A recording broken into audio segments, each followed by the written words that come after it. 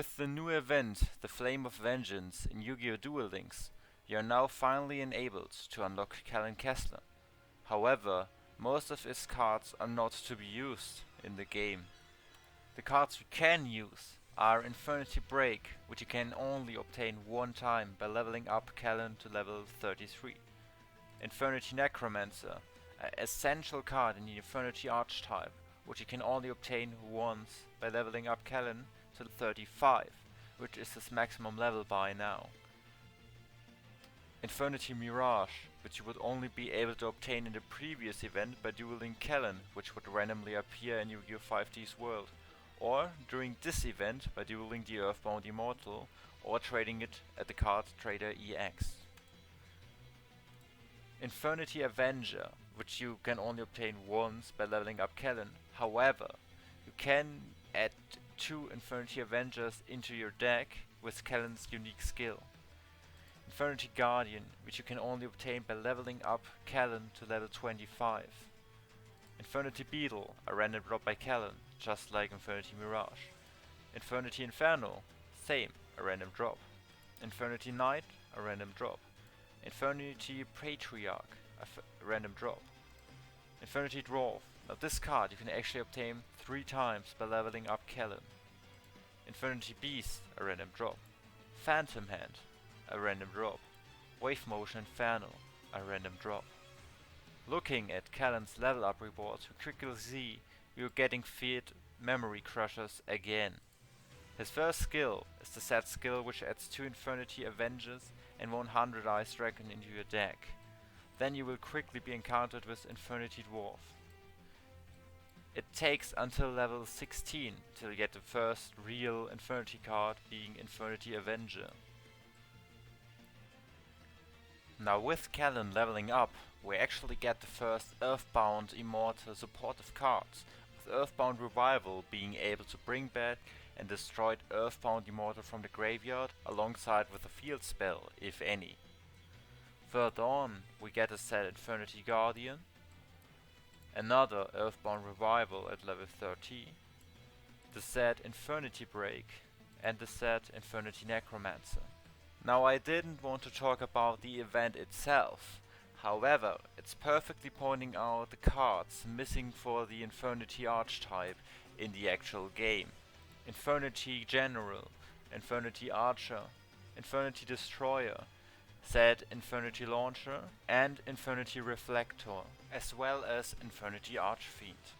However, with the exception of Infernity Randomizer and Zero Max, there are some Infernity cards not even in the game yet, not even with Kalin level 50. Looking at the complete Infernity Archetype, we are missing out on a lot of essential cards, making the archetype pretty much useless by now. But what isn't useless is the Earthbound Immortal Kalin gives us by unlocking him. Now all of the Earthbound Immortal share the same effect. They cannot be targeted by attacks, they can attack the enemy player directly, and they are destroyed if there's no field spell on the field. This gives a great room of opportunities. You can either use the Mausoleum of the Emperor to quickly summon it while also giving it the needed field spell. You could also use Necro Valley in order to keep it on the field while also shutting down your opponent's graveyard.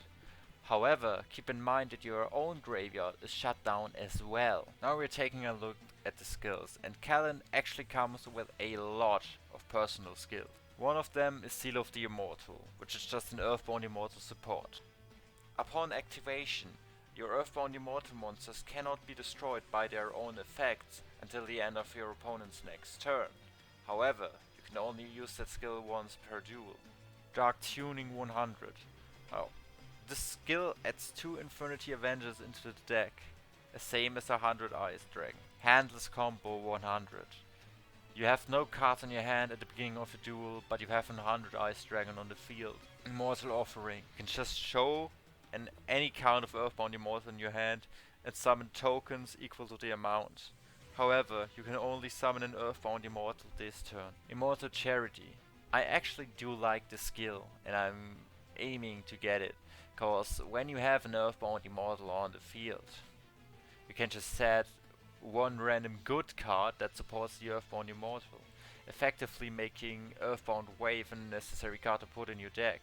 Now the cards you can get out of this are Earthbound Whirlwind, which just destroy all spell and trap cards your opponent controls, Earthbound Wave, which just negates the trap card and is a counter spell, and Roar of the Earthbound, which just defends your other cards, since if you do get attacked, it destroys the attacking monster. One card wonder lets you start with one card in your hand, however, you always draw two cards.